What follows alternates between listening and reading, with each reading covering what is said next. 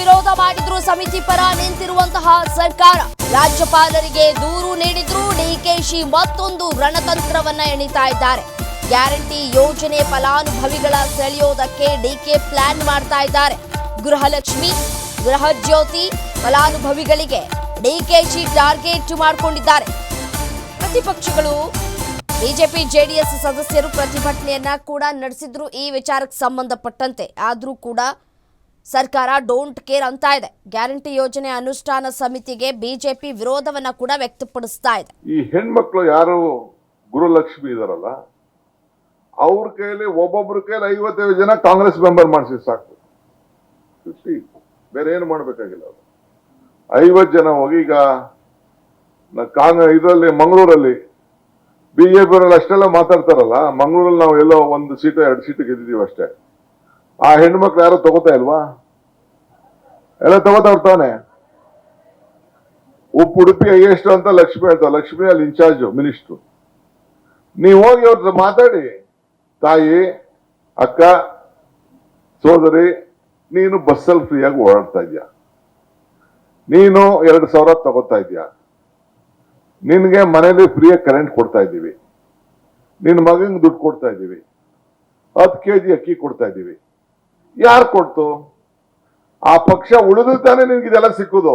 ಆ ಪಕ್ಷ ಉಳಿಲ್ಲ ನಿಂಗೆ ಎಲ್ಲಿ ಸಿಗ್ತದೆ?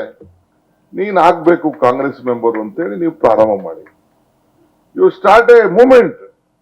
ಐ ಆಮ್ ಟೆಲಿಂಗ್ ಯು, ಈ ಹೆಣ್ಮಕ್ಳು ಯಾರು ಗೃಹಲಕ್ಷ್ಮಿ ಇದಾರಲ್ಲ ಅವ್ರ ಕೈಯಲ್ಲಿ ಒಬ್ಬೊಬ್ರ ಕೈಯಲ್ಲಿ 55 ಜನ ಕಾಂಗ್ರೆಸ್ ಮೆಂಬರ್ ಮಾಡಿಸಿ ಸಾಕು.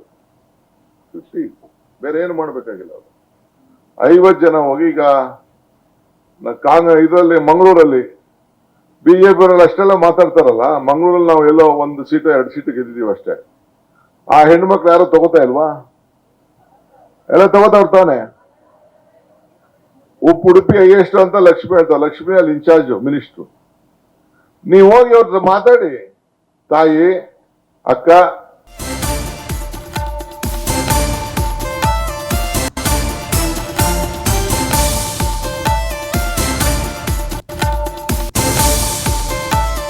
ಗ್ಯಾರಂಟಿ ಫಲಾನುಭವಿಗಳು ಪಡೆಯಬೇಕಾ ಕಾಂಗ್ರೆಸ್ ಸದಸ್ಯತ್ವ?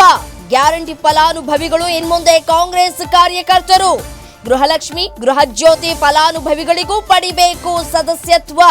ಫಲಾನುಭವಿಗಳಿಗೆ ಕಾಂಗ್ರೆಸ್ ಸದಸ್ಯತ್ವ ಕೊಡಿಸುವಂತೆ ಡಿಕೆ ಆದೇಶ. ಕಾಂಗ್ರೆಸ್ ಕಚೇರಿಯಲ್ಲಿ ನಡೆದ ಮಹಿಳಾ ದಿನಾಚರಣೆಯಲ್ಲಿ ಡಿಕೆ ಕರೆ ಕೊಟ್ಟಿದ್ದಾರೆ. ಮಹಿಳಾ ಫಲಾನುಭವಿಗಳಿಂದ ಸದಸ್ಯತ್ವ ಕೊಡಿಸೋದಕ್ಕೆ ಮುಂದಾಗಬೇಕು. ಕಾಂಗ್ರೆಸ್ ಪಕ್ಷದ ಸದಸ್ಯತ್ವ ಸಂಖ್ಯೆ ಹೆಚ್ಚಿಸೋದಕ್ಕೆ ಡಿಕೆ ಶಿವಕುಮಾರ್ ಮಾಸ್ಟರ್ ಪ್ಲಾನ್ ಮಾಡಿದ್ದಾರೆ. ಮಹಿಳೆಯರಿಗೆ 2,000 ಹಣ ಕೊಡ್ತಾ ಇದ್ದೀವಿ, ಬಸ್ ಫ್ರೀ ಕೊಡ್ತಾ ಇದ್ದೀವಿ, ಸೊ ಹಾಗಾಗಿ ಹೆಚ್ಚು ಪ್ರಚಾರವನ್ನ ಮಾಡಿ ಅಂತ ಹೇಳಿ ಕರೆ ಕೊಡ್ತಾ ಇದ್ದಾರೆ ಡಿಕೆ ಶಿವಕುಮಾರ್.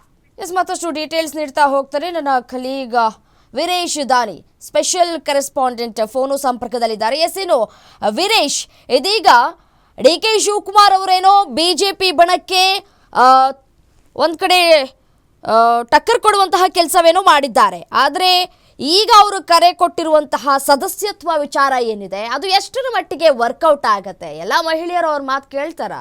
ನೀವೇನೋ ಸರ್ಕಾರ ಕೊಡ್ತಾ ಇದ್ದೀರಿ, ನಾವು ಅದನ್ನ ಪಡ್ಕೊಳ್ತಾ ಇದ್ದೀವಿ, ವೋಟ್ ಹಾಕಿಲ್ವಾ ಅಂತ ಕೇಳಲ್ವಾ ಅಂತ?